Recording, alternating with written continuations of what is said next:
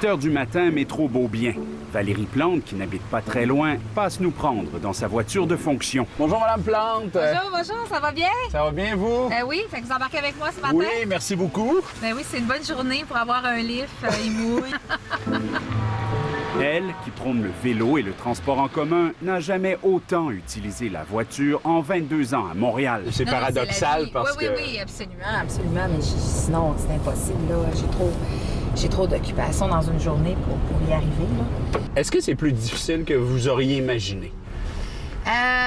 Non, c'est pas plus difficile. Je dirais que ça a demandé beaucoup d'adaptation. Entre autres parce que j'étais une maman, j'ai deux ados, il y a mon chum qui a sa job, c'est lui le parent numéro un. Avant, c'était moi. Ouais. Puis là, maintenant, c'est plus moi. OK. Ça aussi, c'est dur.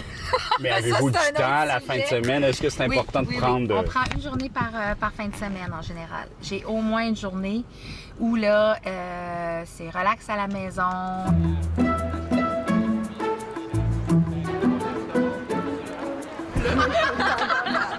Avec son rire contagieux, on l'entend quand elle arrive quelque part. Ce matin, elle est au Palais des Congrès pour prononcer un discours devant le Montréal des affaires. Ça, par contre, moi, je dis rien là-dessus, là. Dernière mise au point avec son équipe. Valérie Plante est fébrile, mais en parfait contrôle. Une de mes forces à moi, c'est l'énergie. La meilleure façon de communiquer ça, c'est quand je bouge, puis quand je parle dans mes mots. Elle présente la stratégie économique de son administration. L'économie qui n'est pas perçue comme la force de Projet Montréal. Alors, on veut vous entendre, puis on veut être capable de vous soutenir. Elle nous vante le bilan de sa première année. Son parti, dit-elle, a été innovateur. Comment on veut développer les territoires, par exemple l'Est de Montréal? Comment est-ce qu'on veut être plus proactif avec les commerces? On a travaillé pour faire un plan commerce. De là a émané notre programme pour soutenir les commerçants lorsqu'il y a des artères en chantier. Merci d'être là! Merci à vous, merci pour la dynamisme. Dans la salle, Valérie Plante semble apprécier. Allô? Elle serre des mains et on la prend en photo.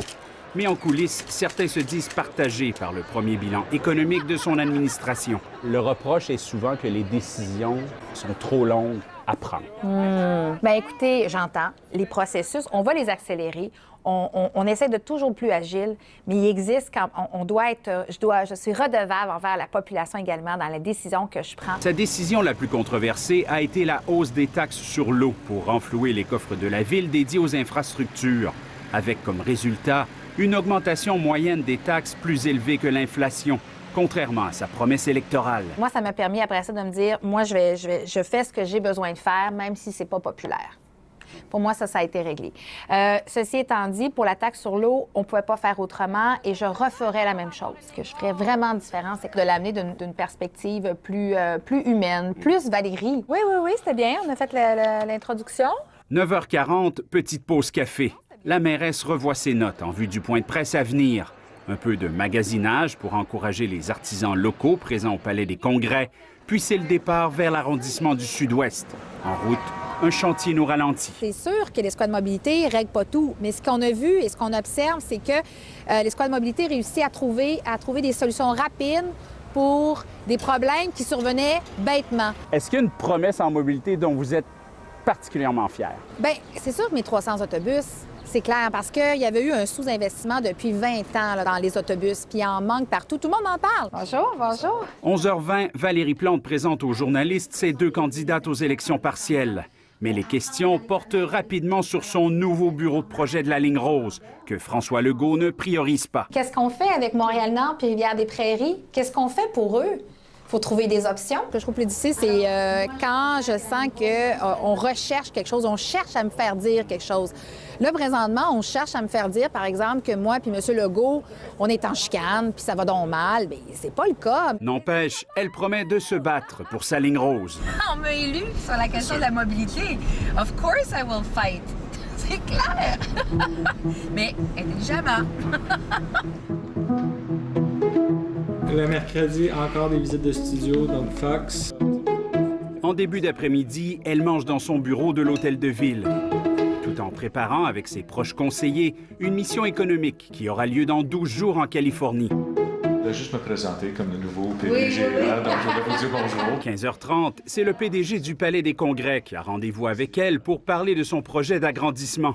En campagne, les libéraux avaient promis de le financer, mais pas la CAQ. Sauf que les nouvelles sont encourageantes. J'ai jasé un petit peu avec M. Legault, donc il y a un vrai intérêt OK. de continuer. La mairesse a ensuite un peu de temps pour elle dans son bureau et elle en profite pour lire les nouvelles sur son portable. Que répond-elle à ceux qui lui reprochent d'empirer les problèmes de circulation? Par exemple, avec le projet pilote pour empêcher le transit sur le Mont-Royal. Pendant la campagne, on a été très, très clair sur notre vision. Hein. Puis quand on parle d'environnement, toujours cette question-là dont tout le monde semble de plus en plus être interpellé, bien, il y a des gestes qui peuvent être faits individuellement, soit, mais il faut aussi avoir des gestes collectifs. Et dans le cas de Camille Houde, c'était un point de vue de sécurisation. Puis, il y a eu les pitbulls que son parti a décidé de ne plus bannir de Montréal. Quelques attaques ont eu lieu cette année. Est-ce que quelque part, vous vous dites, ai-je pris la bonne décision? Mais encore une fois, ce qui n'est pas évident dans ce débat-là, qui est très émotif, hein, et avec raison, là. C'est plus simple un peu de dire « Ah, c'est le pitbull, le méchant ». C'est comme plus simple à comprendre, c'est facile à expliquer. Mais moi, je pense qu'on peut être... la sécurité du public, ça passe par tous les types d'animaux, tous les types de chiens. Elle a d'ailleurs trouvé quelques chroniques sur les pitbulls très dures à son endroit. Au cours de cette première année, elle admet que certains commentaires dans les médias ou les réseaux sociaux ont percé sa carapace. Mais pour une raison que j'ignore, tout d'un coup, je deviens pas seulement la personne qui peut changer ou qui ne change pas les choses, mais qui l'a provoqué. Ça me fascine toujours un peu, puis ça me fait mal, c'est sûr. Alors, vous le savez, notre équipe a fait de l'habitation une priorité. Une dernière répétition avec son attaché de presse en vue de l'annonce du lendemain, et Valérie Plante part pour Anjou, où elle participe à la soirée annuelle d'Infocrime. Très heureux de vous voir. Félicitations! Il est 18h45, le temps pour elle de discuter avec le gratin policier de Montréal. Ce soir, elle rentrera à la maison vers 21h, juste à temps pour souhaiter bonne nuit à ses garçons. Et demain, ça recommencera. Son sens du devoir, dit-elle, lui donne toute son énergie. Je suis très heureuse dans mon rôle. Je me sens, après un an, beaucoup plus solide.